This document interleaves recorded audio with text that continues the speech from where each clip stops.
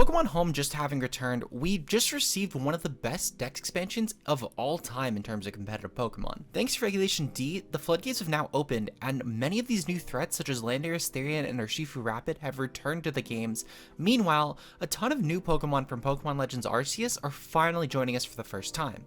Today, I want to break down the top 10 new threats coming to Regulation D, in order to prepare you guys for what's to come. If you guys enjoy this type of content and you want to see more, of course, like and subscribe, and also check out Kurt, whose links are going to be down below, as well as in the annotation. With that said, let's get started. Starting off our list today at number 10, we have one of the first Hisui Pokemon on today's list being none other than Sneezler. This would be Sneezler's first metagame it's usable in, and in my eyes, it's a pretty unique addition to the format. For one, we have an incredibly fast Fake Out user, but it also beats other Fake Out mons due to the ability Quick Guard, which allows you to stop all priority attacks from incoming Pokemon, hitting either Sneezler or your partner slot that turn. Thanks to the ability Unburden, Sneezler typically partners with Pokemon such as Rillaboom to activate the item Grassy Seed in order to make sure that Sneezler can not only gain +1 in its physical defense, but also double its speed. This allows Sneezler to become one of the fastest Pokemon in the entire format, rivaling Pokemon under Tailwind or even most booster energy Pokemon due to its already incredibly high 120 base speed. If that wasn't enough, Sneezler's signature move Dire Claw allows you a 50% chance to either poison, paralyze, or put a target to sleep. This essentially is just a better version of Poison Jab due to the fact that they both have the same base power of 80,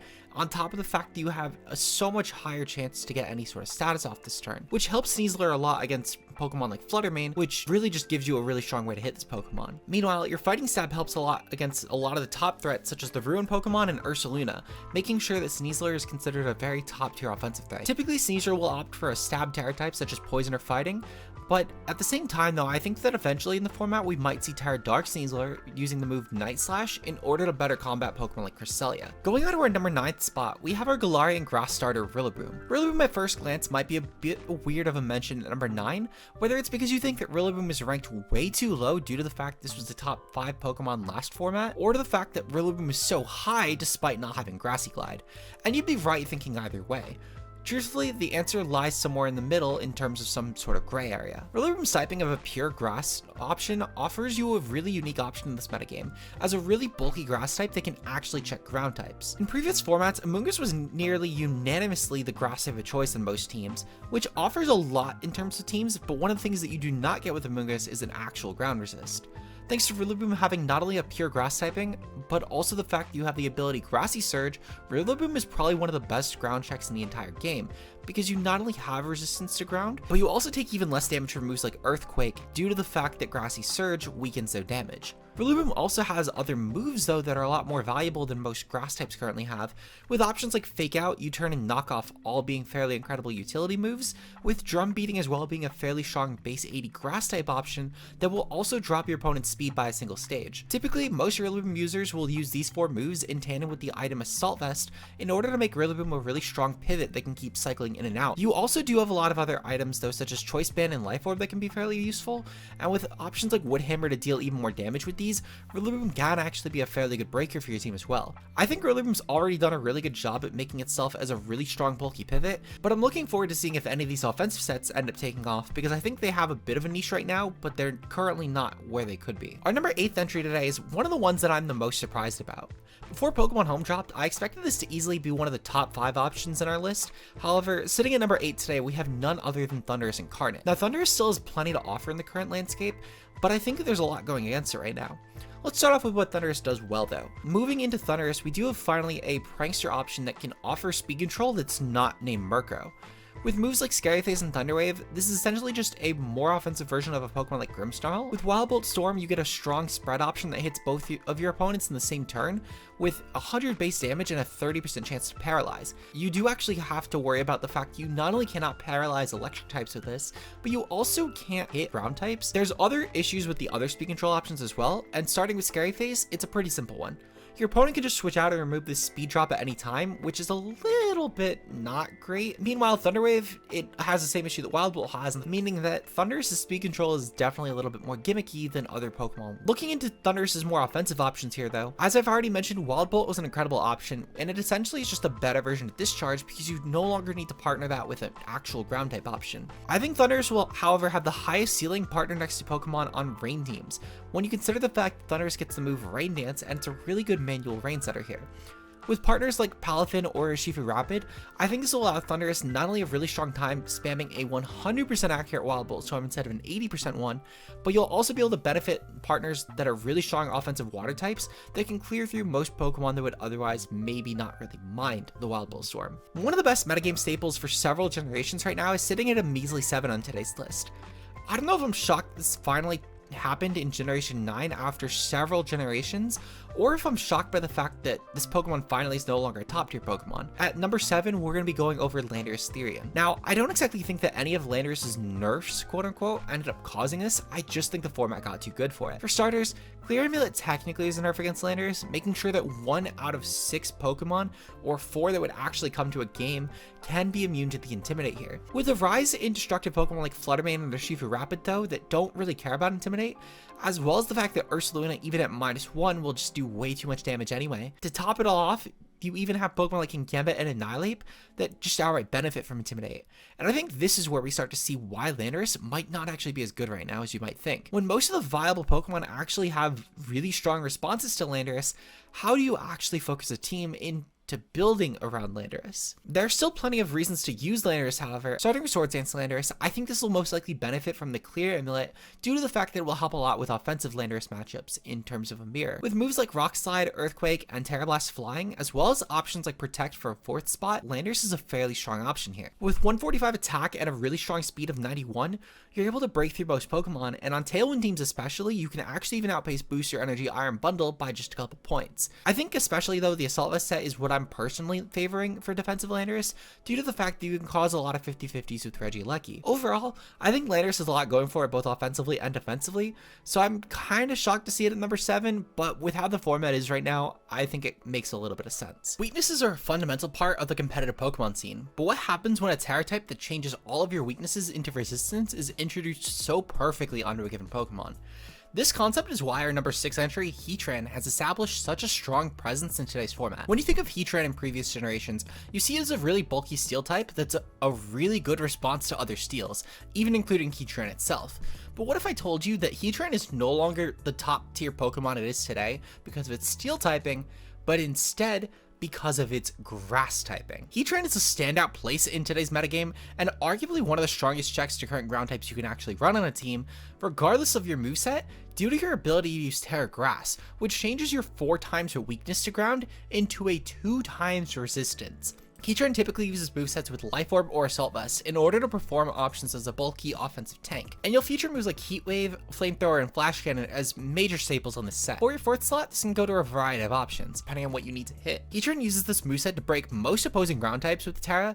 Pokemon like Landorus-Therian, Great Tusk, and Garchomp all can definitely be muscle passed in a 1v1 scenario, but one of the best Pokemon like Heatran's actually made to counter being Fluttermane. Heatran's ability to pressure Fluttermane is honestly unrivaled in the entire Pokedex due to the fact this has a 4 times resistance to Fairy, and you also have a neutral matchup into Ghost, while even having a outright immunity to Mystical Fire, which would typically be Fluttermane's way of breaking past most steals. Most Fluttermane teams now actually genuinely need to find a way to beat Heatran 1v1, because thanks to Terra, this 50-50 is actually going to be rather difficult. I think going forward, Heatran's going to be a fairly strong metagame staple, and I look forward to seeing the continued success going forward, especially in coming for the World Championships. Generation 8 gave us 2 new additions to the rather lackluster group of legendaries, being the Regidrago and Regieleki editions. Regieleki today is going to be a number 5th option though, and I think it's actually going to be a really strong option, but not as strong as a lot of people thought pre-format. Regieleki is going to be one of those Pokemon that I think is going to be really cookie cutter, but just do really well well at its job. For starters, Regieleki is no longer the fastest Pokemon in the format in terms of viable options. This now goes to Pokemon like Booster Energy, Iron Bundle, and Fluttermane, which top the list. Regieleki can technically run a Choice Scarf to outpace these Pokemon, but at the same time though, with the measly 100 special attack, as well as the nerf to Transistor now only giving 1.3 times boost, I don't think that Choice Scarf is really the route that Regieleki should be seeing itself going for in Generation 9. Regieleki is still a really strong option nonetheless, and I think there are going to be certain teams that will definitely benefit from its presence.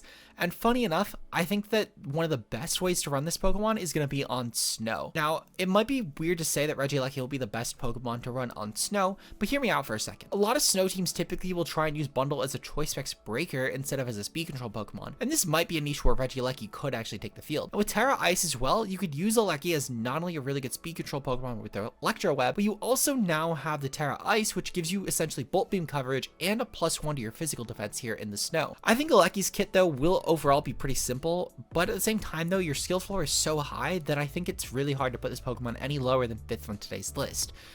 I think that there's a lot of Pokemon above Aleki on today's list that will do their job so much better and have a lot of room to grow, so I can't really give Aleki higher than 5. Our 4th place Pokemon today is the best Pokemon to come out of Pokemon Legends Arceus, and it's redefined the competitive landscape as a whole, being Ursaluna. Ursaluna is probably the best buff to Trick Room that we've ever gotten. Trick Room has been an offensive staple for a lot of Pokemon, but one thing it's been missing for generations is a really strong ground type. One of the best ground types that we've actually had for Trick Room, to put in perspective, was probably Rhyperior, and even still, it pales in comparison to what Ursaluna can do. Right now, we're seeing a lot of Guts movesets with Facade, Headlong Rush, and Protect, with a 4th move usually going to Earthquake, Crunch, or Fire Punch, depending on what you need to hit. You really only need Terra Ground on Ursaluna usually with these movesets, due to the fact that it can increase the Headlong Rush damage, as well as the fact that you could potentially even boost Earthquake. When partnered next to a Pokemon like Cresselia, Earthquake actually becomes a fairly good option to spam, due to the fact that Cresselia can keep you healthy with Lunar Blessing. Meanwhile, Earthquake is not going to be hitting Cresselia for any damage. Intimidators like Gyarados and Landorus get one shot by Facade even after the single -1 drop. I do think Ursaluna though is going to end up being a lot harder to use as the format evolves, but right now it's one of those things that benefits a lot from the fact that no one really knows what to actually run yet. I'm curious to see how these bulky sets with Bulletproof and potentially even Assault Vest could end up faring. I think for the time being though, Ursaluna is just going to be the central Pokemon in the metagame that every team needs to set as a benchmark to just know how they're going to defeat before going into a match, because of the fact that it just commands so much of a field presence, which is why I'm going to give it number 4 on today's list. This generation has been one of the strongest generations we've ever had for Tailwind, and at number 3 we have probably one of the best Tailwind setters of all time, being none other than Tornadus Incarnate. With Tornadus, you're able to actually be a really strong offensive response, as well as a really strong response to other offensive options. Tornadus is a fairly strong prankster option with many good support moves like Taunt, Rain Dance, and Tailwind all being staples on it currently. Tornadus did receive a couple of huge buffs to this thing, first being a signature move Bleak Windstorm, which is essentially Wild Bolt Storm, but you have a 30% chance to drop the opponent's speed by one stage. While this can be swapped around, at the very least you don't have to worry about this effect not working on a couple of different types. Tornadus also gained another buff though, which is mostly due to the item of Covert Cloak, which immediately helps a lot against potential Fake Out, which is a really good way in Generation 8 to beat Tornadus. Now, with your immunity to secondary effects, support Tornadus is honestly really hard to actually stop, and it makes your toolkit really good overall. Tornadus is one of those Pokemon that just does its role better than everything in the dex, and that means that Tornadus doesn't actually need to adapt, instead is going to force other Pokemon to do so instead. Really, the only adaptation I could see is maybe the fact that teams swap out Rain Dance for moves like Icy Wind or Protect. Even if Torn never changed at all, it will still be one of the top mons in the metagame, because nothing will compete with this. No matter how hard Pokemon like Talonflame try to adapt, they're just not going to keep up. When Whimsicott eventually returns though, I think this might cause either a branched line of teams that either are only running Rain with Tornadus and then the other offenses go to Whimsicott, or even just some sort of other adaptation that maybe causes Torn to either lose some usage or instead need to adapt to actually keep up with Whimsicott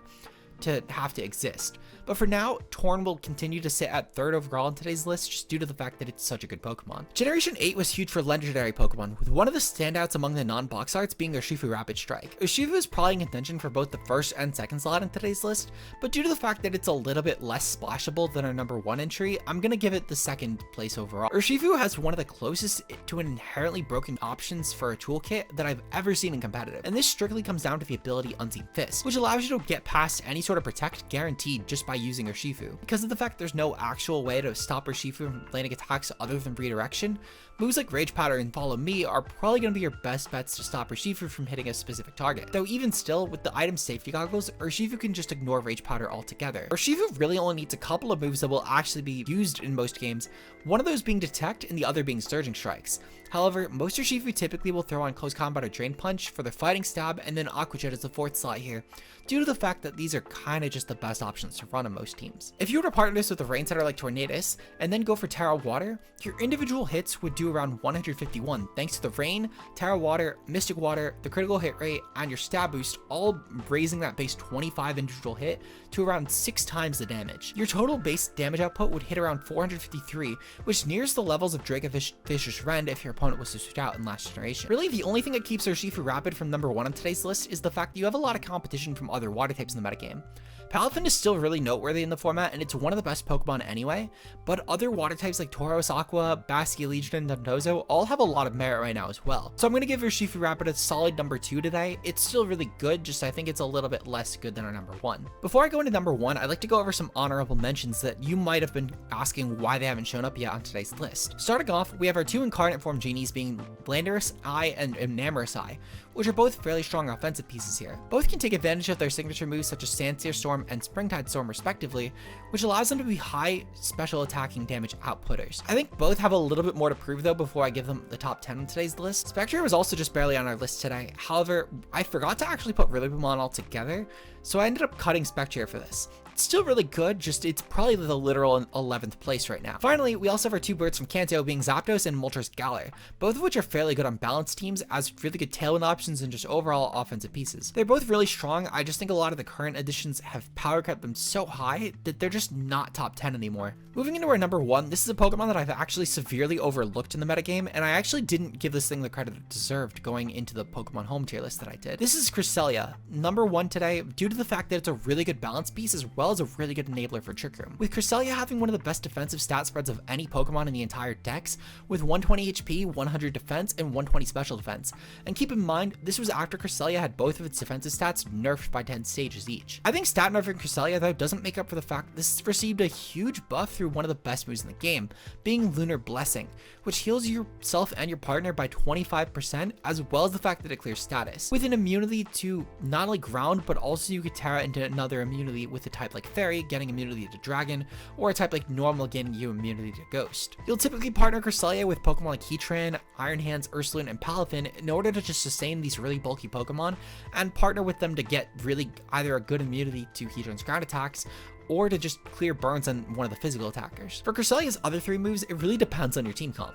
Cresselia can definitely run moves like Psyshock or Psychic for stab, but you don't necessarily need these, and you could typically go with like an Ice Beam or a Moonblast instead due to the fact they provide better coverage right now. With moves like Thunder Wave, Icy Wind, or Trick Room, you can also gain some really good speed control for your team. For other moves though, you could run options like Helping Hand, Protect, Ally Switch, or even Calm Mind, which have all proven to be fairly good 4th slot moves for Cresselia, allowing you to have a strong means of continuing the game for as long as possible until you've positioned yourself into a situation where you guarantee win. I think Cresselia's ability to fit onto most teams is a really strong glue piece, as well as the fact that it has an amazing support toolkit is why I think it's slightly better than Urshifu-Rapid right now, and I look forward to seeing how this adapts going forward. If you enjoyed this video and you want to see some more like it, make sure you like and subscribe for more content just like this. Shout out to Kurt as always for editing this video. He had to go through a couple different runs for this one because of how bad the first recording was, so massive shout outs to Kurt on this one today. He's currently doing a podcast for the BBR Draft League where he's going over different analyst stuff in a fairly unique way, and I think it's honestly a really interesting way to look at the analyst work overall, so make sure you check out Kurt because I think he's doing a really good job on that. If you have any interest in singles or competitive as a whole, he will be your guy, I promise. Also, shout out to our channel members though, who for just a couple of dollars a month can get 2 bonus videos. We have, of course, for these Mia, Zeke Zero, Bbat, Timo Mueller, Sam, Bambambi, Route Plays, Obo, Johannes Me, and Dell, aka Double. Thank you guys for your support this month and for going the extra mile. I really appreciate it. That said, I'll see you guys on Wednesday for our next upload. Until then, peace out, guys.